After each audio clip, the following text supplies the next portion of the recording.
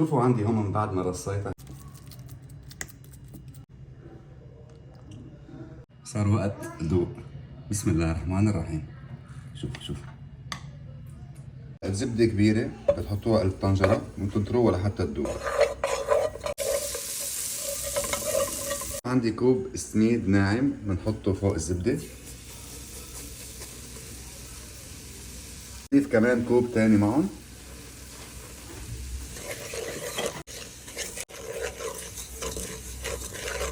قلب فيهم لحتى حصلت على هذا اللون. وبعد ما احصل على هذا اللون حزيد عندي هون 3 كبايات من الحليب. هضيف اول وحدة بسم الله.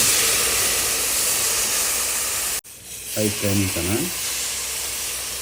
هيدي الثالثة حطيت كمان.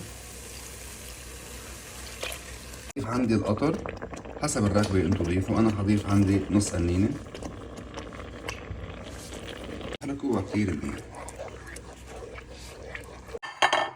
هلا عندي هيدي العجينة خلصت، حافردها بقلب جاط بيركس كلياتها. شوفوا هون افردوها بقلب جاط.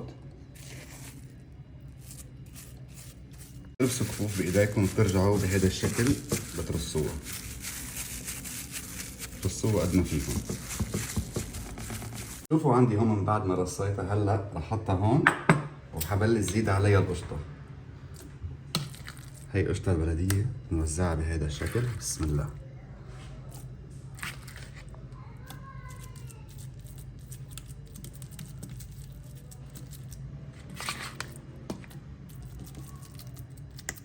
حاولوا كتروا لها قشطة، بتطلع القشطة فيها كثير طيبة. هي الأكلة هي أكلة كثير سهلة بس بثلاث مكونات على فكرة. شو حطينا نحن؟ خبروني بالتعليقات. شوفوا وزعوها.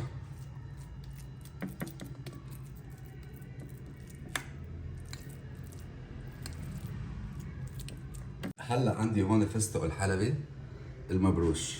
هلا بنوزعه بهذا الشكل.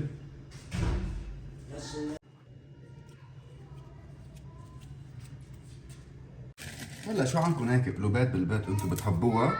انا عندي هلا الجوز، حضيف عليها الجوز وضفت عليها الفستق الحلبي. يعني هذا المنظر.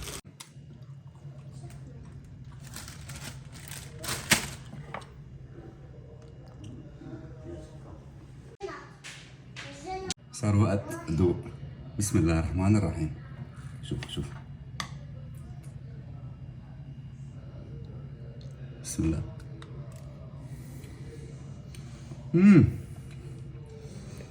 مم.